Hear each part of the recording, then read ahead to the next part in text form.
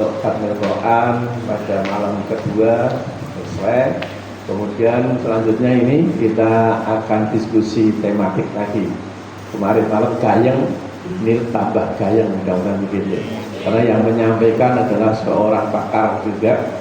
Pakar bukan apa-apa dibikin sukar, tapi ini pakar betul-betul ahli. Untuk mengajak kita membuka wacana pikiran kita tentang sukses dalam beribadah dan sukses secara ekonomis. Nah, oleh karena itu kepada Ustadz Haji Sukandar MPD, waktu dan tempat diaturkan sampai jam 10 ya Pak. Jam 10 kita kalau bisa sudah istirahat, kasihan Pak Menteri besok masih ujian ya? Masih ini jam 10 aja. Karena sampai setengah 11 soalnya.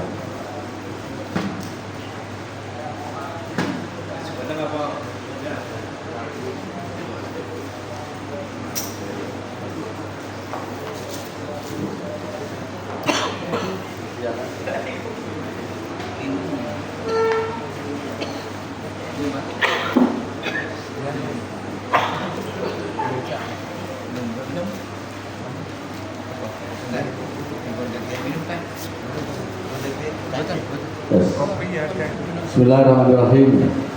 Assalamualaikum warahmatullahi wabarakatuh.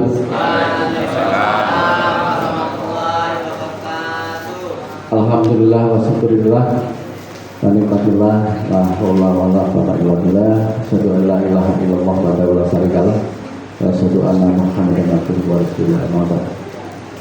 Ya, peserta diskusi ini anak-anak yang masih muda, santri ini, bapak-bapak, ya kita harus menggabungkan ini, mengintegrasi antara generasi kalau dalam dunia sekarang apa mas namanya? Gen Z. Z ya.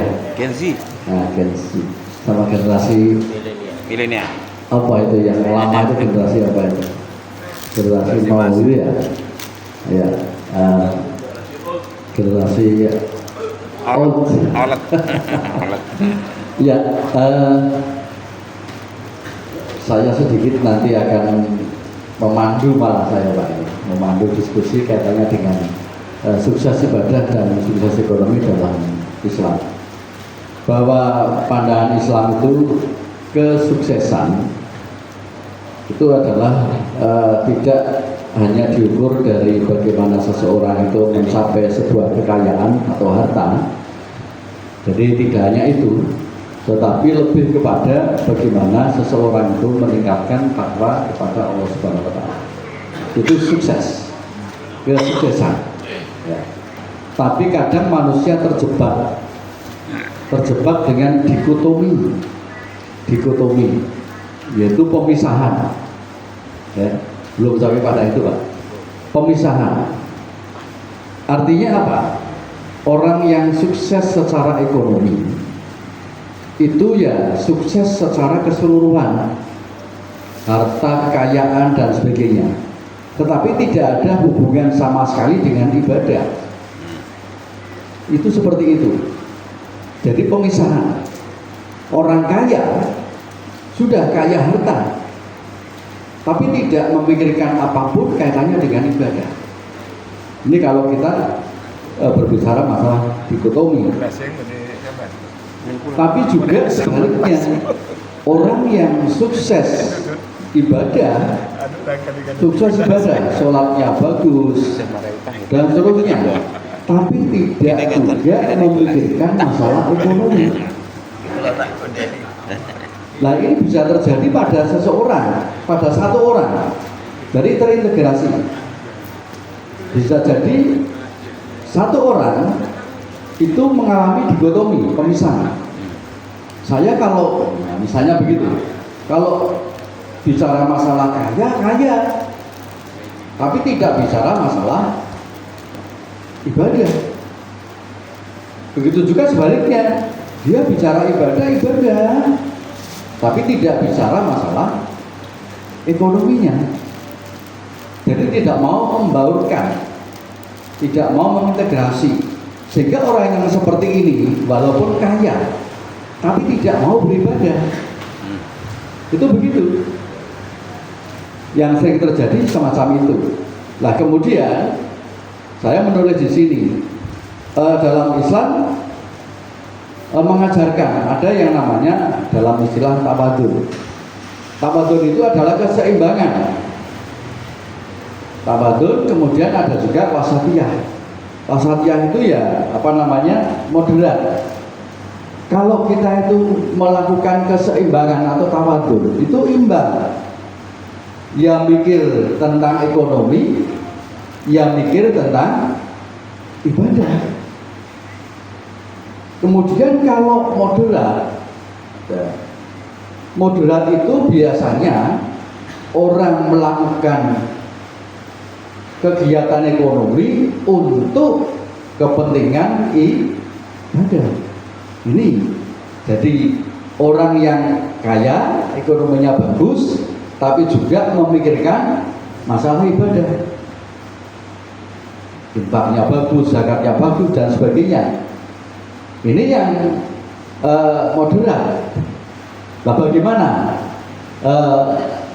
kita masyarakat muslim pada umumnya, kita ini bapak-bapak utamanya, saya sering melihat WA di grup itu sebetulnya bapak dan ibu kelompok IPHI ini sudah menjadi agen of change. Jadi manusia peradaban dalam bidang ibadah itu sebagai manusia peradaban, sebagai gurunya peradaban. Karena di situ tidak hanya masalah ekonomi saja yang baik, ya. Jadi di situ kelihatan seperti tokoh kita Pak Kiai Haji Zainal ini selalu ada pada posisi sebagai guru peradaban. Ibadahnya bagus, kemudian juga amal ibadahnya bagus, tapi juga ekonominya juga bagus. Jadi secara ekonomi mapan, kemudian infaknya juga oke, zakatnya juga oke. Ini yang kita sebut dengan gurunya peradaban dalam bidang ibadah maupun dalam bidang ekonomi. Nah, yang seperti ini para santri itu yang harus memang kita upayakan. Bagaimana ke depan para santri ini agar bisa mencapai sebuah moderat tadi, ya, wasatiyah itu tadi itu harus disandang, ada keseimbangan, tidak hanya mikir masalah harta kekayaannya saja kalau nanti sudah mampu, tapi juga mikir masalah ibadahnya dan juga sebaliknya. Ya. Ini karena ada orang yang melakukan sebuah peningkatan ekonomi tetapi sama sekali tidak memikirkan. Mohon maaf, saya setelah lulus dari SMA dan sekolah guru olahraga dulu, saya itu ijazahnya 2 Pak. Sekolah SMA pagi, kemudian sore sekolah guru olahraga, waktu itu namanya SGO. Ya. Tetapi orang tua itu tidak memperbolehkan saya jadi guru, sehingga saya mendaftar tentara dan saya diterima. Ya, saya 3 tahun sebagai tentara, 3 tahun. Tapi ibu saya tidak merelakan kalau anak laki-lakinya kok jadi tentara, nanti kayak Pak E gitu ya, kemana-mana lahirnya ya. Sekarang saya lahir di Maluku juga, besarnya di Pekalongan, di Tegal, pernah juga di Lampung, kemudian balik lagi ke Pemalang. Nah, saya keluar dari tentara, kemudian saya sekolah di Solo. Nah, saya sudah menjadi tenaga kerja, berjualan sebagai sales spare part, onderdil ya, gampang itu onderdil film itu, wirawiri ke Semarang. Kemudian karena lelah sampai akhirnya kuliah. Tapi orang tua saya, kamu boleh kuliah, Tapi urusan bayaran kamu sendiri. Nah, urusan bayaran kamu sendiri, urusan hidup juga kamu sendiri. Karena sudah mengambil keputusan. Akhirnya saya kuliah sambil kerja. Tidak tanggung-tanggung saya kerja sebagai booker. Booker itu menulis semua film yang akan main di seluruh Jawa Tengah, gedung bioskop di seluruh Jawa Tengah. Sehingga saya kuliahnya itu siang, malamnya di Semarang, terus berlangsung terus begitu. Karena untuk hidup saya, untuk kuliah saya, beberapa bulan dan sampai pada tahun kedua saya punya pengalaman di bidang itu. Kemudian saya berusaha untuk bagaimana. Tapi saya tidak memikirkan bahwa harta yang diperoleh saat itu tidak untuk kebutuhan ibadah. Yang terpenting karena masih muda ya kantongan kebak gitu aja. Nah ini, akhirnya saya berpikir bagaimana supaya saya punya usaha. Saya membuka bioskop pertama kali di Pekalongan, Rahayu. Kemudian mampir di Karanganyar Titer. Kemudian di Delanggu. Kemudian juga di Sragen, Merdeka Titer. Saya ada 6. Usia saya masih muda. Belum jadi guru, Pak Hasmi. Saya sudah punya usaha seperti itu, luar biasa baiknya. Tetapi apa? Melupakan bahwa harta itu dipakai untuk ibadah. Melupakan itu. Ini yang tidak imbang. Namanya tidak sukses secara ibadah, tidak sukses. Gitu. Perjalanan kemudian sampai pada titik terakhir karena tahun 92 pemilu waktu itu, kemudian ada TV RCTI, Pak ya. Oke. Orang sekarang waktu itu sudah mulai lah nonton TV di rumah sambil minum kopi, makan kacang, sudah selesai. Ya. Itu seperti itu. Akhirnya saya berhenti tahun 1993, 94, kemudian saya mendaftar sebagai guru. Kemudian saya mulai merintis usaha tour travel itu sampai sekarang.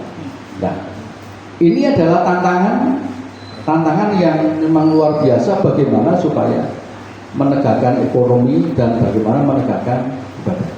Nah, sekarang definisi sukses dalam perspektif Islam itu sangat jelas. Sukses hakiki seseorang yang selalu taat akan perintah Allah Subhanahu wa taala dan Rasulnya, serta selamat dari api neraka dan masuk surga. Ini memang sukses dalam perspektif Islam. Lalu prinsip utamanya sukses menurut Al-Quran itu perpaduan antara keimanan, ketakwaan, ibadah, dan konsisten dan giat bekerja lain. Prinsip utamanya seperti itu, Mas santri ini. Jadi kita memikirkannya tentu keseimbangan moderat. Ya, kalau saya punya uang, saya harus mikir bagaimana uang ini digunakan untuk ibadah dan bagaimana keuangan ini digunakan untuk kehidupan. Itu begitu. Sehingga nanti kita akan belajar sebagai agen of change tadi. Ya. Oke, lanjut. Kemudian konsep sukses ekonomi dalam Islam. Harta anggaplah sebagai sarana, dan harta itu bekal untuk ibadah, bukan tujuan utama hidup. Makanya ada beberapa orang yang punya harta bagus, lalu konsentrasinya adalah untuk ibadah. Konsentrasinya adalah pada itu. Hidup utamanya adalah sak dermo, sak mabdiyo, cukup untuk kehidupan keluarga dan lingkungan masyarakat. Tidak pernah berfoya-foya. Hartanya banyak, tapi tidak pernah berfoya-foya. Dia hanya untuk khusus bekal untuk ibadah. Lalu yang kedua, konsep yang kedua adalah prinsip halal dan berkah. Berusaha